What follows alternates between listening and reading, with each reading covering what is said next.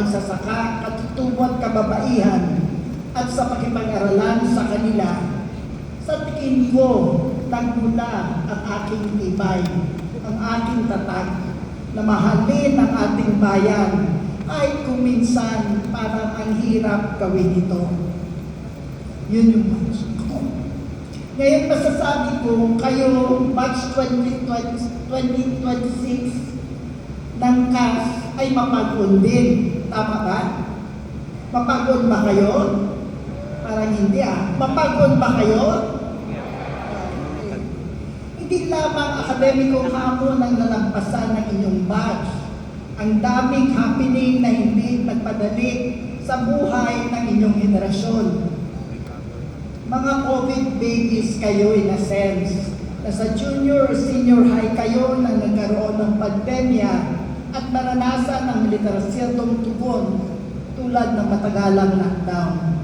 Remote learning ang naging anyo ng inyong pag-aaral at marami kayong dinaranasan tulad ng junior o senior prom at on-site graduation. Napasa nyo ang pukat, pero magsimula kayo ng pag-aaral dito na online o hybrid bago ganap na nagbalik ang face-to-face na klase. Malaganap rin ang usapin ng mental health, lalo na sa mga kabataan. Lahat ito, ang pandemya, ang online learning, na panganibabawan ninyo. Kaya nga, mapag-on kayo. Pero hindi lang pandemya ang inyong pinaanan. Naharap din kayo at buong bayan sa hirap ng buhay, sa walang humpay na pagtaas ng presyo ng mga bilihin habang nakapako ang sahod. Ang lumalalang epekto ng climate crisis at ang mga kakambal ng mga pagbaha dito. Hindi lang yun. Nasaksihan din ninyo natin ang patuloy na mga usapin ng korupsyon at kawalang pananagutan, lalo na ng matataas ng mga opisyal ng pamahalaan. Sa lawak at laki ng pagnanakaw, confidential funds man ito, o mali-maleta na pondo para sa mga flood control projects, malinaw na hindi lamang pera ng bayan ang ninakaw, kundi ninakaw ang kinabukasan ng kabataan. Hindi nakapagtataka ang outrage at galit ng taong bayan, lalo na mga kabataan at scholar ng bayan. Kaya nga ang UAAP cheer ng ating pamantasan, alam niyo ba? Hindi nyo alam? Universidad ng Pilipinas.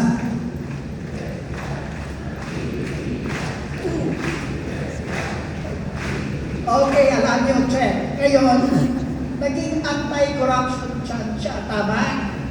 Alam niyo ba yan? Kulong na yan.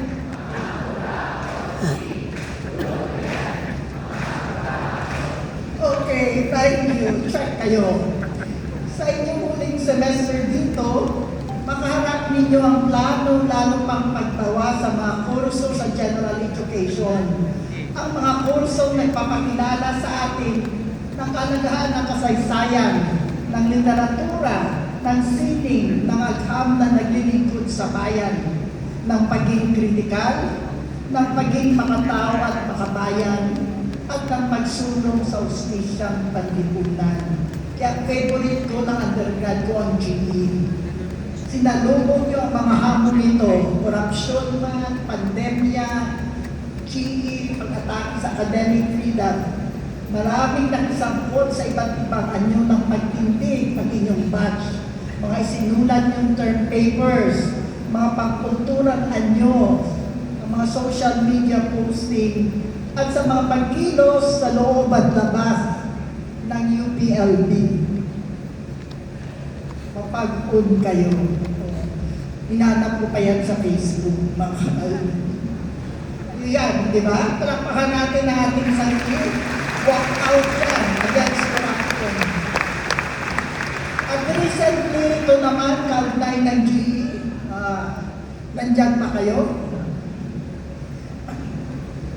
Matatangga kayo ng diploma sa Hulyo 4, pero hindi pa tapos ang pagsubok sa inyong tibay at sa tibay ng bayan.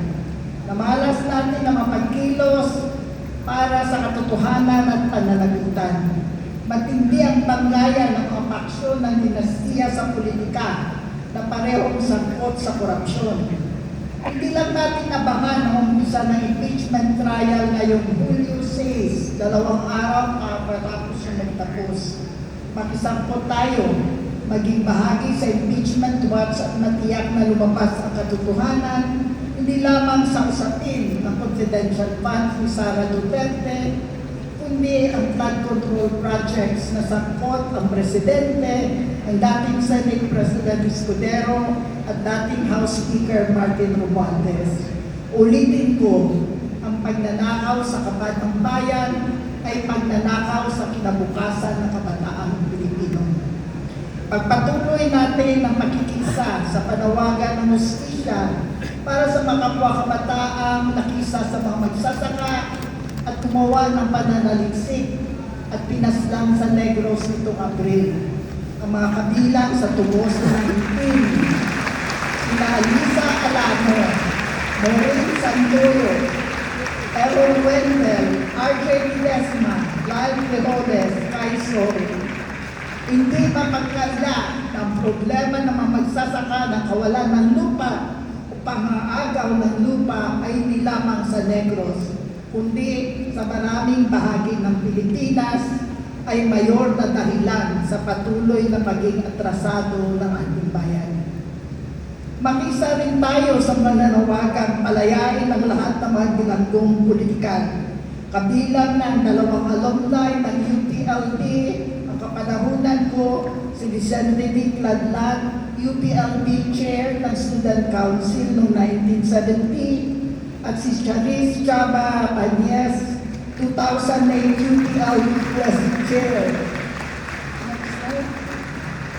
At kasamahan ko sa UP Board of Regents bilang student union. Sina Vic at Chaba, mga kapwa nyo alumni sa susunod, ay 2 sa maraming mga eskola ng bayan na ang galing ay inialay sa paglilingkod sa bayan. Kailangan din mapagmatsyag sa posibleng panganib ng giyera sa Asia-Pasipiko dahil sa tungkalian ng US at China. Ang Pilipinas ay bahagi ng first island chain ng US laban sa China at sa ngayon ay lunsalang militar sa dami ng dayuhang tropa at mga armas panlima, kabilang ng mga missiles at drones na ginamit laban sa Iran na naririto sa iba't ibang EDCA.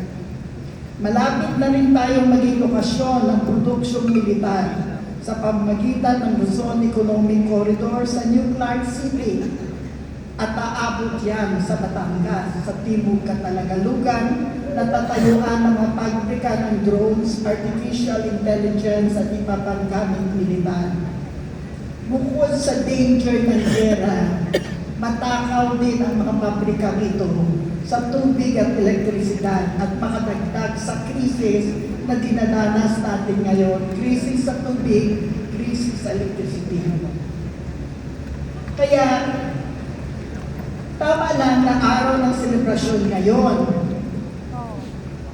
Dahil nagtatapos na ang mga graduates at may pamalas ninyo ang tibay alam ng pakita kapagod.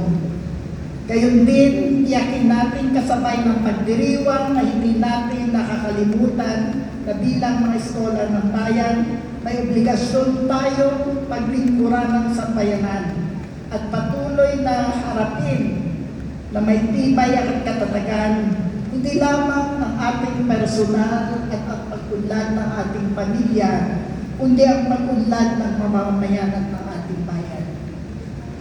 Sa pagwawakas, hayaan niyong ibahagi ko ang isa sa mga kanta sa Mapiling Mandirigma, ang steampunk musical na inilikha ni UP Professor Emeritus Nicanor Chongson bilang pagsaluto sa buhay ng Apolinario Mabini na taga-Timog Katagalugan. Si Mabini, ang brains of the revolution, na kahit pararasado ay mapag-on na tumindig laban sa mananakop na United States at pinili ang Distiero kaysa mag-pledge ng allegiance sa bagong kolonyalista.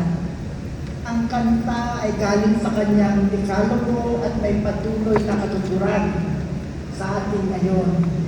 Mahalin mo ang Pilipinas ng higit sa iyong sarili. Mahalagang pabaon nito sa inyong pagtapos, mga mahal na mga eskola ng bayan.